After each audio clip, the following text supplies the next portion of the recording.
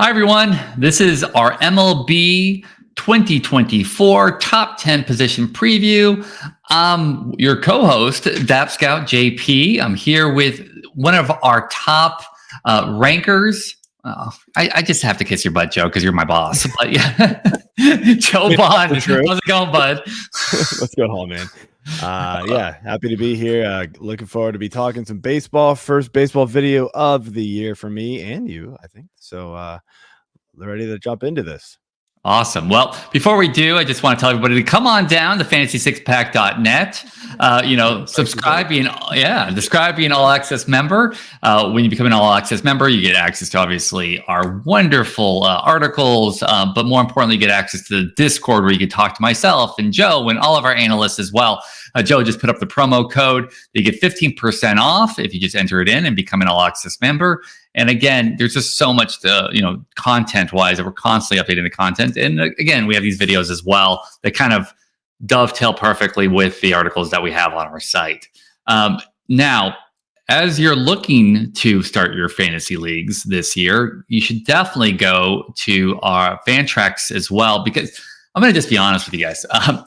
I am in 2 long-standing leagues. I'm about 16 leagues, but 2 are my favorite, and both of them it was pulling teeth because they didn't want to leave one site that we were paying for, which was driving me nuts, and the other site was free, but they'd just been on it for so long. They moved over to Fantrax, and they were like, "Oh, are they going to have all the tools? Are they going to have the customization? All the ways that we can, do things for a league?" We have one that has K over 9, but and saves plus hold, plus we have keepers and all these different things. Fantrax absolutely blew some of these guys away. The customization settings, the ability to also get support as well.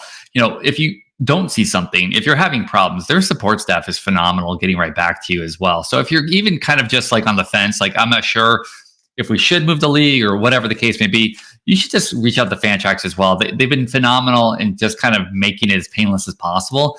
And let's be honest, right? You have enough things to worry about, rankings, trades, and more importantly, talking trash, that you don't want to have to worry about managing your actual league. So did I do okay, Joe? Did I miss anything? Is that all the important stuff? I think that's good. All right. I 100% agree. Fantrax is where it is. I try to move everything over there. So. Well, I am so excited because we're going to get roasted hardcore on these rankings in about 2 months, because we all know that rankings in January for baseball are perfect timing. They're stagnant. Nothing changes ever. Nobody gets hurt. Nobody ever breaks out in spring training. It's going to be fun to look back on this in a few months.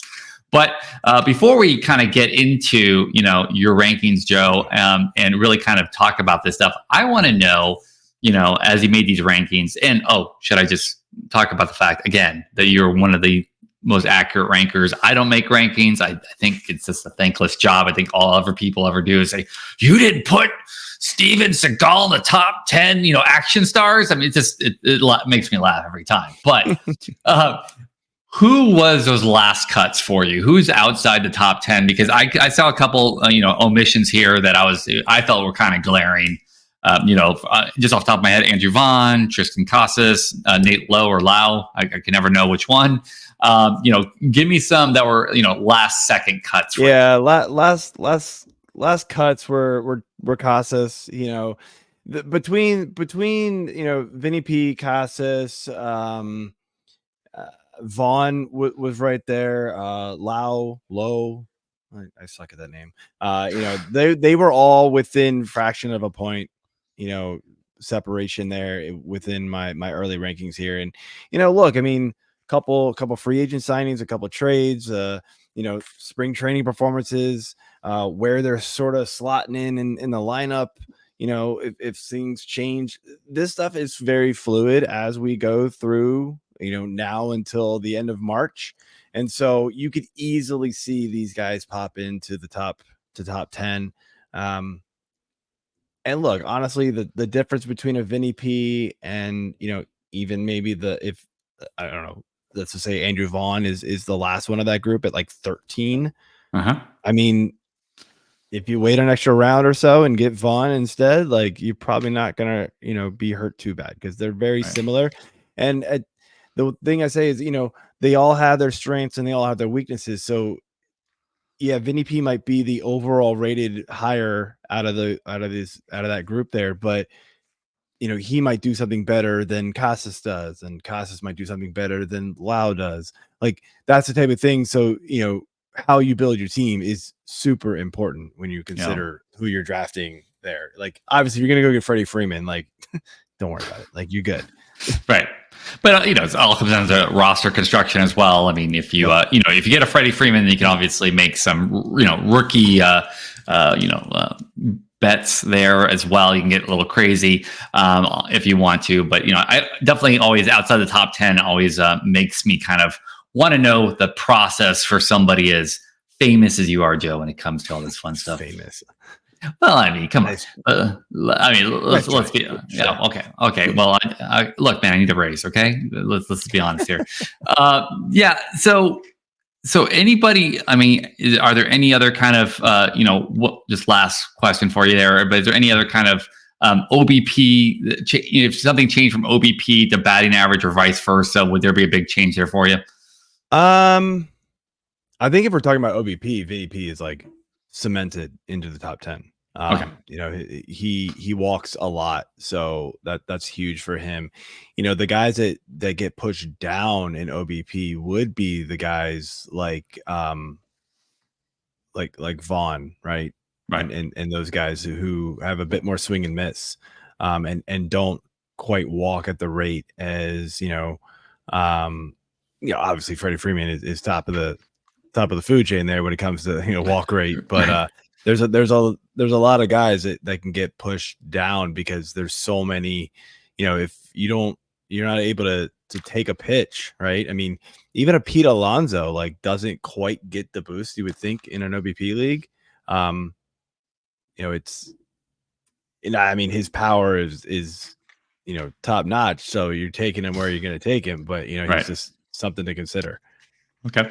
All right. So we've said his name enough, and we obviously have tried not to mess up his name because we said Vinnie P versus anything else.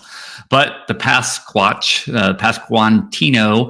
is over here already gearing up a month out. I always like to show people a little clip here. And I mean, just there's something gorgeous about that swing. It looks so effortless. And when you see just how the ball blows up off his bat, it's just phenomenal. He's your number 10 pick in your article. Just to kind of go over some of the big numbers here that stood out to me, of course. And of course, everybody should as well, is the fact that, 61 games, right? He got hurt. It looked like right when he was about to turn the corner, he just passed that 250 plate appearance mark. And he was starting to walk some more. There's almost an issue sometimes where we feel like he's being a little too selective, like Tristan Casas was, during his rookie year. I'm hoping he's going to be a little bit more aggressive. But I mean, overall, some of those numbers just, are eye-popping. I mean, OBP of 324, 437 slugging. Again, if you look at those last 75 games or so, he was definitely just, on a roller coaster upwards. The upward trend was phenomenal there. But definitely there's a lot to improve on if he plays the full season. What are you seeing here, Joe? And what should everybody kind of be looking at? Yeah, I mean, I think the thing with Vinnie Pasquantino is that, the one eye-popping stat that I think a lot of people are going to stare at immediately is the massive drop in batting average. I don't think that's him. Something was going on, whether he was playing through injury or something. Something was going on there. I don't. The other thing with him is I'm not really confident that he's ever going to be like a 35 40 home run power guy.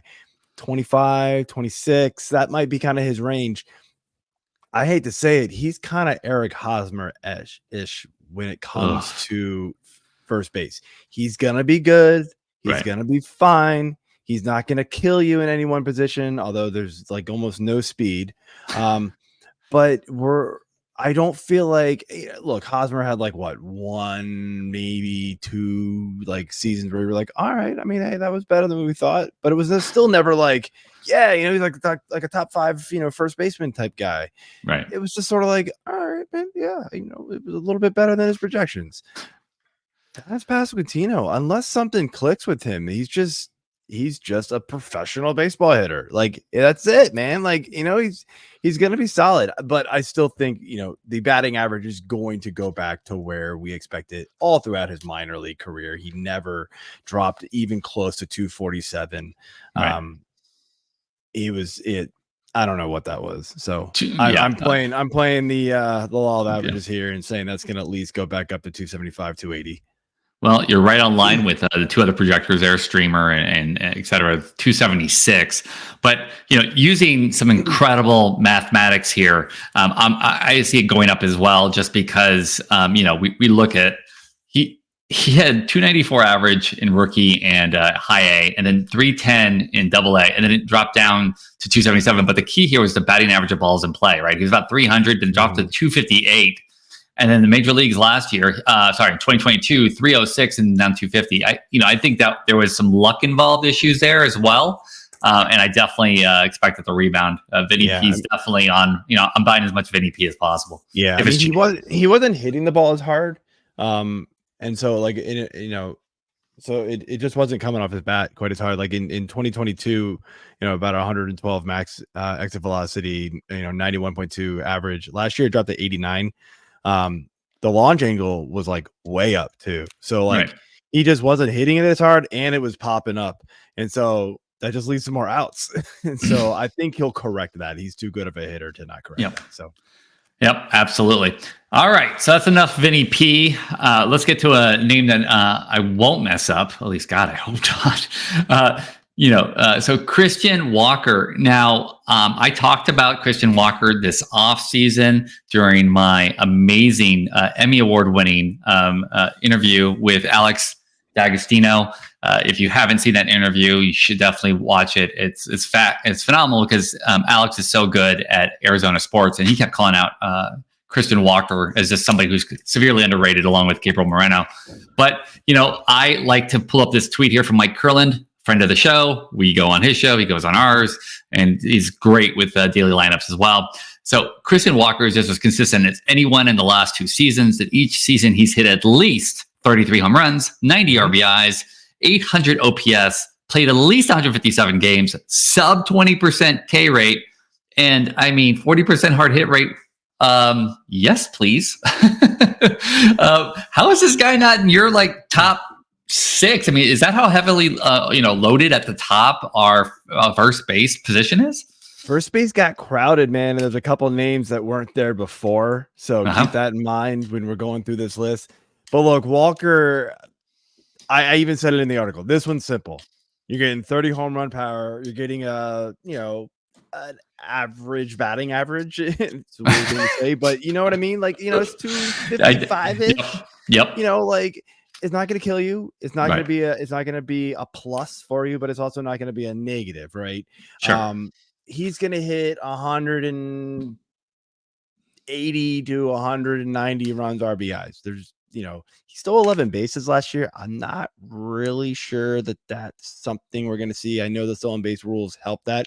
Arizona decided they were just running wild last year too. So yes, that yes, helped. they did. But, yes, they did. Again, they've got Corbin Carroll. They got guys like, do you really need Christian Walker running? Probably not. So, but yeah, this guy can mash the ball. But look, there is still that concern, man. He's had a couple whoa, what happened? We thought you were good, and then you look back just a couple of years ago, and yes, he got hurt, but in just 115 games, only hit 10 home runs. That was. He's also a very streaky hitter too. He does have these times where you're like, did you forget how to hit a baseball? And they're long droughts too. And if in your OBP leagues, you can kind of put, and I use the word kind of, right? But you're right. He'll go, he'll hit 10 home runs and then quickly go 0 for 30. It's kind of the thing where if you have a daily league, he's a little bit easier to kind of manage. But if it's on a weekly league, you gotta take the bad with the good. And that's the one reason why I absolutely understand him being kind of lower in the rankings, because of the consistency standpoint. Yeah, that was kind of what it is. Plus, like I said, there's a lot of good names coming. So let's move on here, I think. So all right. So speaking of good names, because I like his name, Yandy Diaz. So here's the thing. Let's talk about Mark Jermaine, because I just love anytime we're talking about Tampa Bay to hit Matt up as well. And he hits exactly what I was going to say, but much more eloquently, of course. Said how little respect Rays Yandy Diaz gets across the MLB. I've been told over and over again it's because he hasn't sustained success. Well, these are the most productive hitters from 22 and 23, and he's in the top 8. So Aaron Judge, Jordan Alvarez, Freddie Freeman, Jose Altuve, Ohtani, Trout, Betts, and Diaz. Now, he's using WRC plus, so obviously using the great thing about baseball is we can pick one stat and everybody looks great. The one thing that I was going to point out is the fact that it's Tampa Bay, right? So we always talk about oh well, he's probably going to be turned into a pitcher next week, or we don't know we don't know when the guy's going to play. Well, here's the thing. Let's look at the last 3 years in games played. 137. He just wants to make it easy. And then 134. I mean, that's pretty darn consistent. He's missing. Ruin it, man. Oh, so sorry. So sorry. But yeah, I mean, that's the people get scared off. And I love that, right? This is one of those times, pounce on the price, because people are going to be scared away from the Rays. And they still don't give this man respect at all. Sorry, I stomped all over your article. I read it. I apologize. Go ahead, Joe. No, I mean, look, there is something to him playing consistently, and actually, especially for Tampa, right. That's pretty good. But it's still like you're looking at other first basemen who are playing 145, 150, 155 games, right? That matters. He also has only really done it once, right? He hits the living crap out of the ball. I mean, top of hard hit rates, but it's a very low launch angle, which is bizarre. And there's not a lot of players out there that can get away with that unless you absolutely have a missile come off the bat. The low launch angle limits your power. There's only a few players who have been able to hit for power consistently with low launch angle. Juan Soto is one of them, but we're talking about the elite guys, right? I mean, it's tough to do. I actually wrote an article before last season looking at launch angle and exit velocity, trying to, see if there was something we could come, be like, oh, you're looking exactly for this guy and this, these types of players. Really, what the determination became is that it doesn't matter. Because you can find guys all over the place. Like Marcus Semien was one of those how is he doing this? His exit velocity was so low, but his launch angle's 21. And so they just carried, especially where he plays. So many different factors play into that, but there were sort of little buckets, and he fell into one of them where it was look, he was in the top 2% of exit velocity last year, top 7 of the season before, launch angle of 5.7 degrees. That's insane. That's a line drive rate. He's just bam. They're just leaving because he just hits crap out of it. That's hard to predict. 22 home runs, right? Again. So would I be shocked if he drops to 17, 18 home runs? No, but he's a good hitter. He'll, he plays for the Rays. That offense really got going. Last year they were one of the best in the league, and they probably will be again this year. So yeah, and I mean, here's the thing too, right? We just on these last two where we're looking at hard hit and percentages, and they're in the low 40s. This here we're talking about somebody who hit 54% hard hit rate. Absolutely crazy. Over 200 hard hit events. And that's in 400, chances. I mean, that's just nuts if you just think about that and extrapolate that out. The thing, and again, going back to your launch angle, I mean, we're talking about a very analytical, awesome Rays, player development. It's mind-boggling to me that they haven't been able to kind of, I wouldn't say fix it, right, but adjust in some way. Or maybe they just say, hey, look, this is who he is. And again, Rays are smarter than I will ever be. And they're probably just this is who he is. Right. But at the same time, I just, he's with the right organization. He's with one of the right organizations that if anybody's going to figure it out, they will.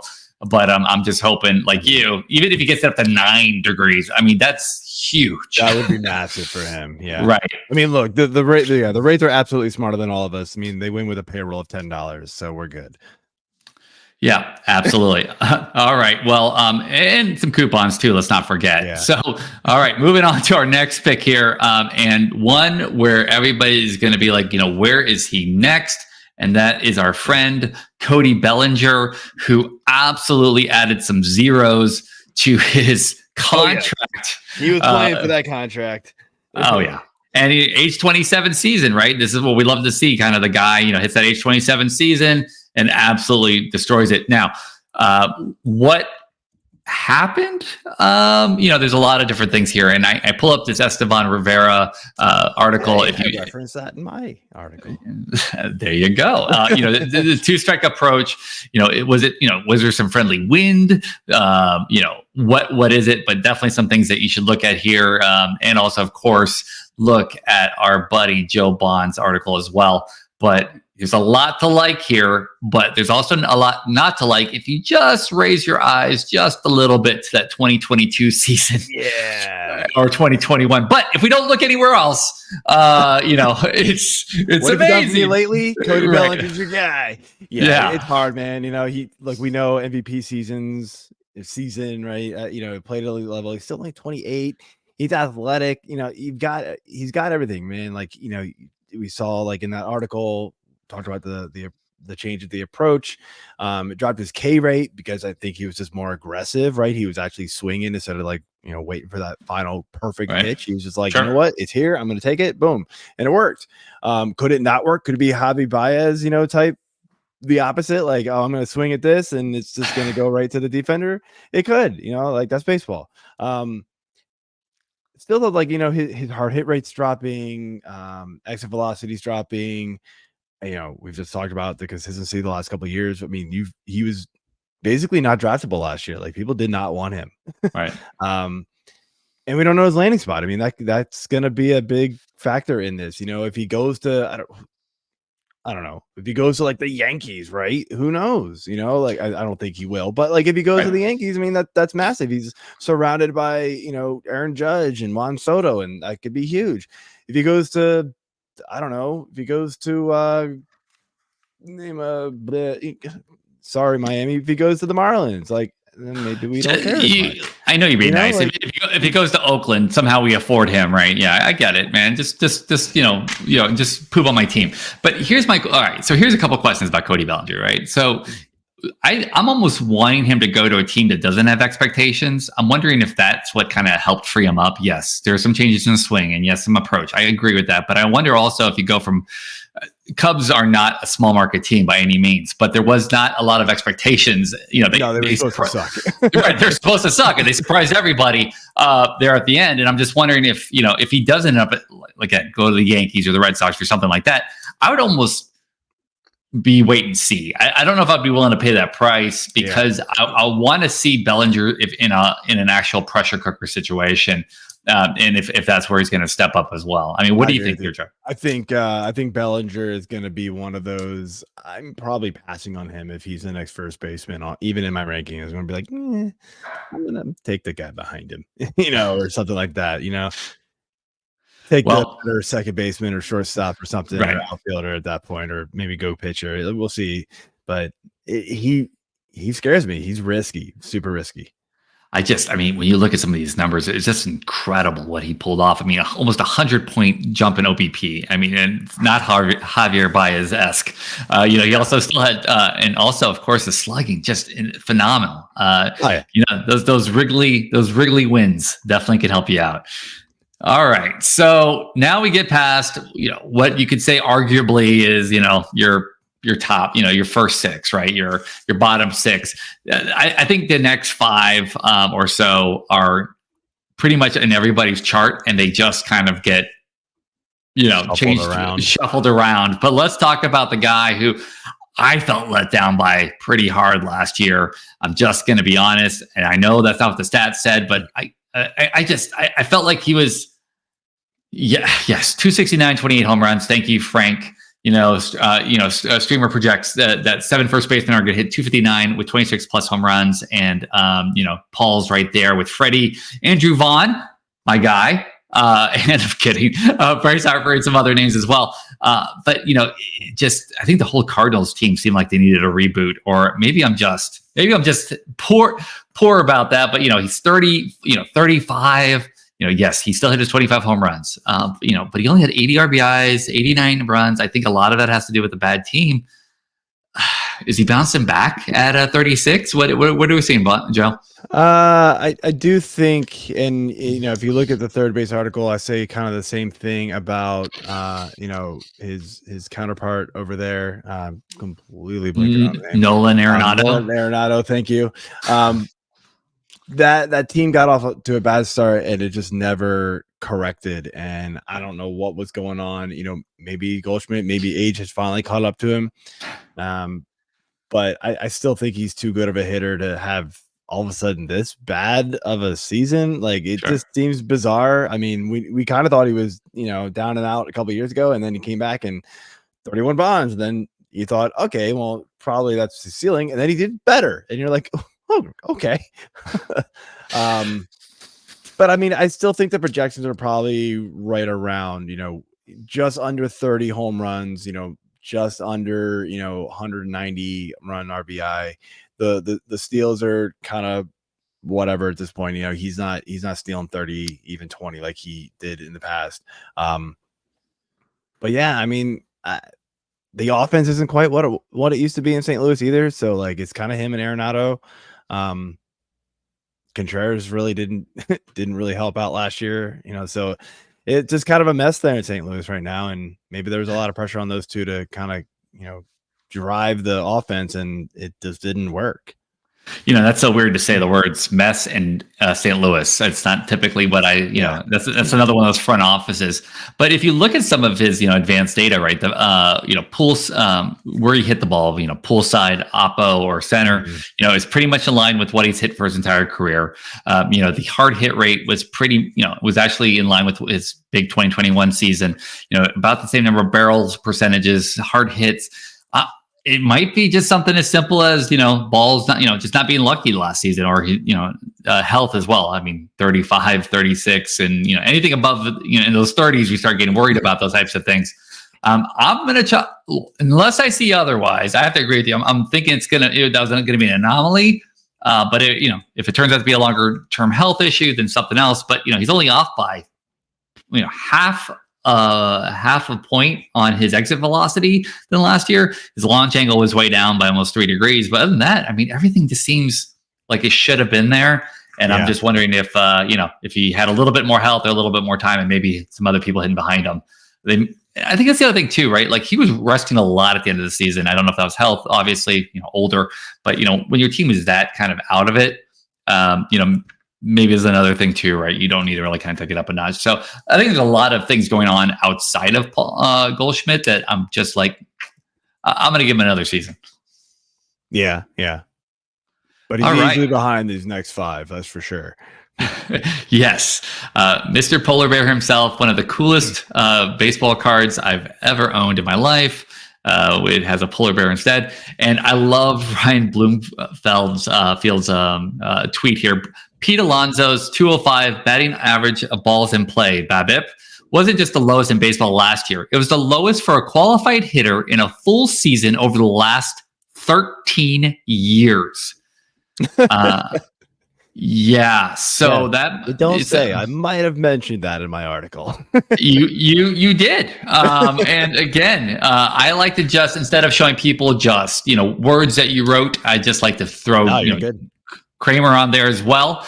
But so having a low batting average of balls in play, that's not good, is it? No. That's pretty crazy, man. Like, you saw 217 and you were like, oh boy, man, like, did we go back to 2020? Right. Did the decent batting average days of Pete Alonso, were those a mirage? No, you looked over to the next, like 2 columns over and you were like 205 BABIP. What? Like, that is insane. I've never seen. And again, I didn't do the research to like see how, how bad it was. That's incredible to hear that stat. I literally just cannot figure out what happened. You would think like, the removal of the shift would have not allowed something like that to happen, but somehow he got worse. Like what? No, but I mean, like it doesn't matter. I mean, he still smashed 46 home runs and 118 RBI. Like you're gonna take him. Like batting average is not gonna be 217 again. That Mets team in I would put a general lot of money down on the fact that it would not be 217 again. Are you sure? How sure are you? Pretty sure. But some of these things are just hilarious to me though, because like his exit velocity has never been top of the chart. Yes, max exit velocity, absolutely, but it was only off by 0.4 the year before. Exit velocity was at the lowest the last 5 years, but launch angle is right in line. And it's just, you start looking at these things, the hard hit percentage is the only kind of thing that kind of dropped precipitously, right? You almost like 50 events compared to almost some of the things, 50 more events the year before. But I mean, everything's kind of there on the underlying stats, and considering who he is, right? Pete Alonso, I'm like, yeah. And, age-wise, we're fine, not compared to Goldschmidt, where we're having kind of an age question, or Bellinger, which kind of just came out of nowhere. Alonso, I'm willing to take the leap in. Absolutely. We just got a Mets question with them. Like, it's just. Well, we just lost, like. I mean, all the Mets fans going, what? X. My biggest concern with the Mets is, are they going to spend money? I'm just kidding. Cries in low market, small market team. Okay. Anyways, so fun times. Bryce Harper. Yeah, right. Bryce Harper. My man, I thought this was a really cool stat with Bryce Harper from Codify Baseball. All right, so at home last year, he had over 1,000 OPS. Real Muto had a 576 OPS at home last year, and then on the road, Bryce Harper was 714, and Real Muto was 951. Together at home and together on the road, you combine those two hitters, and they almost had the exact same OPS in both places. I just mind blown by that stat. That's terrible to be that big on home and away. I didn't know that the Phillies were such a big, home advantage for Bryce. I'd be interested to kind of dig deeper on that as well. But if you take that out, that's pretty insane. I mean, he was, 1,000 OPS is just nuts. But I mean, that's a pretty big drop of almost 300 points.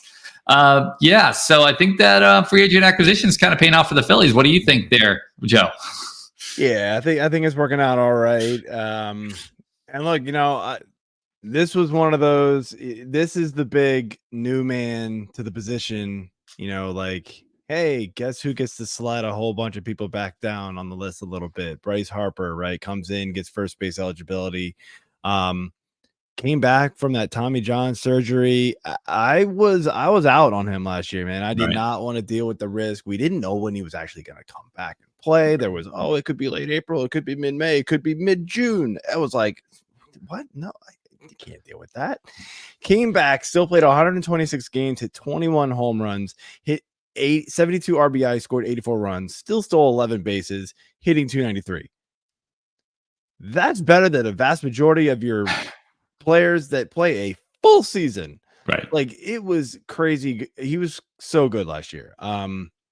So I'm in on it, man. Like, I think he's gonna hit easily, 30 plus home runs. He's gonna hit, close to 100 RBI, 100 runs. He's gonna steal, 15, 16 bases, and he's gonna probably hit around I would guess 285, 295 range.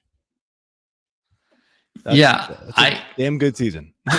I'm never going to bet against him again. I was all like trying to tell people last year in the preview, like, hey, be smart. Don't, if you can get, Bryce, low, get him. I obviously said that, but I was like, who knows what you're going to get when he comes back. And Bryce said, I don't care. I'm going to just kill the ball. I was out on him in his early years at the Nationals because he was so reckless with his body. Absolutely. He would just run into the wall, right? And he just did stupid things, right?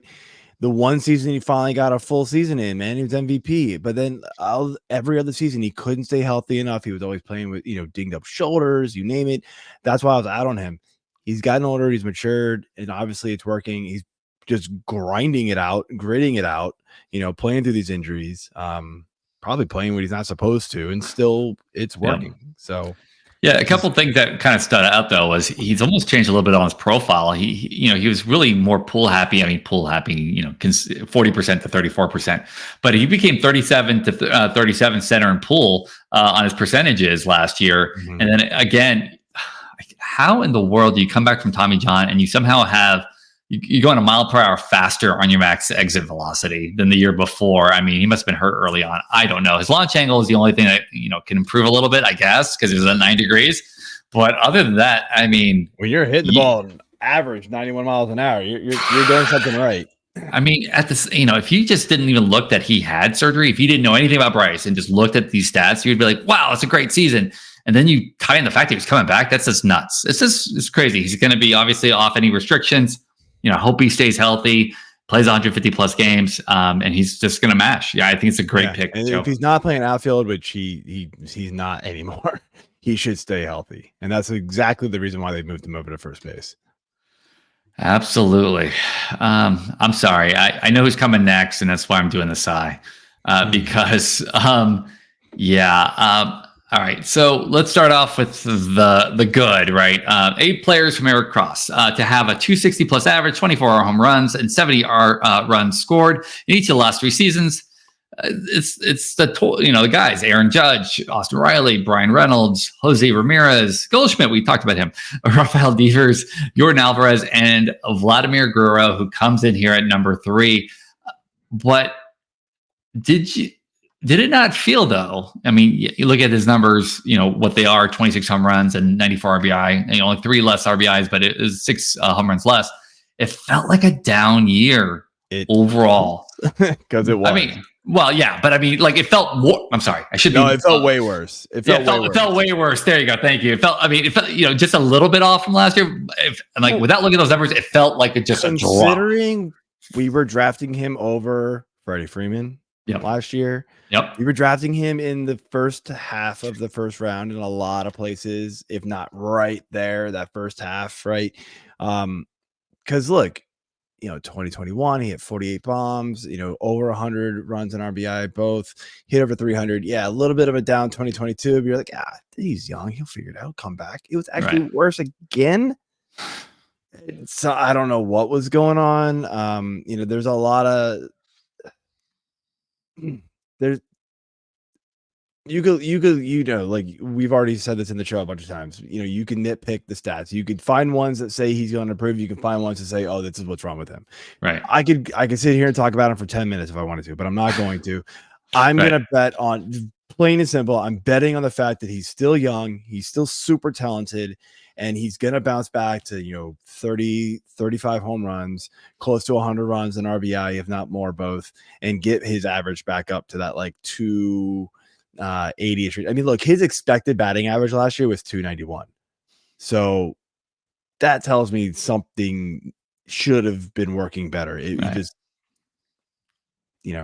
yeah, I mean, and it wasn't clicking for like that whole Toronto team. Yeah. Oh, yeah.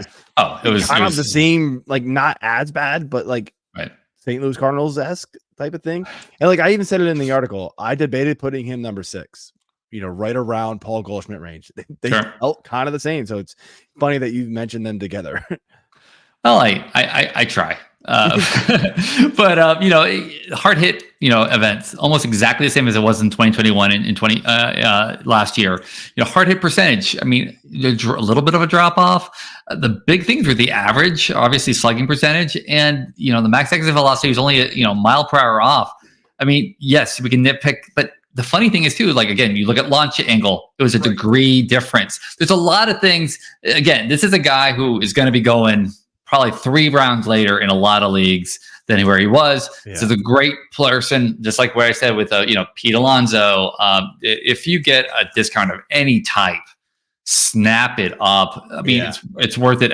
When you start talking about 4th round and later for a guy like Vlad with that kind of name recognition, I'm buying that, just because even if he picks it up, you can always trade him if you don't believe it's going to be sustainable and grab another player for one of your other positions. Mm-hmm. But yeah, it was hard to watch last year.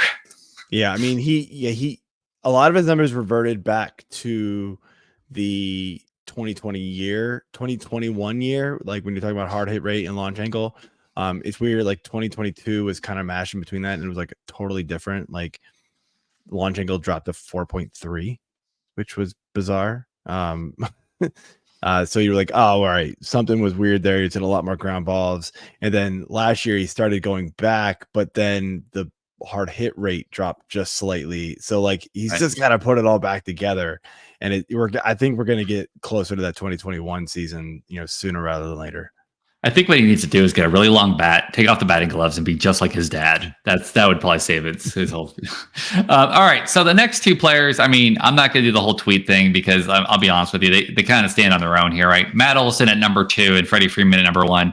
I'm assuming, unless you can tell me otherwise. I mean, were you pretty much on a flip a coin type of situation? Were they pretty fairly close, or were they not close at all in your head? What kind of made you pick Olson here at number 2? They were very close. I think they're going to go within like 2 or 3 picks in most drafts. I mean, really, when you look at it, it's going to be, Freddie Freeman, is locked in, is one of the best average hitters. Is he going to hit 40, 50 home runs again? No. But he's going to hit closer to 30. Probably. He's going to get over that 100 RBI mark, 100 run score marked. He's going to hit, leads the league in batting average just about. OBP, he's good too, like one of the best. He's just an all-around good player. He's chipping in steals to where Olson doesn't quite have the he's not going to chip in steals. He's batting average how dare you, Matt? How dare you not chip in steal? I mean, come on. I mean, we've seen seasons where Matt Olson's batting 240. We've seen seasons like last one where he was batting 280, in between there 270. So he's up and down with batting average. If you're drafting Matt Olson for 54 home runs again, you're going to be wrong. Like that's right. That doesn't happen, guys.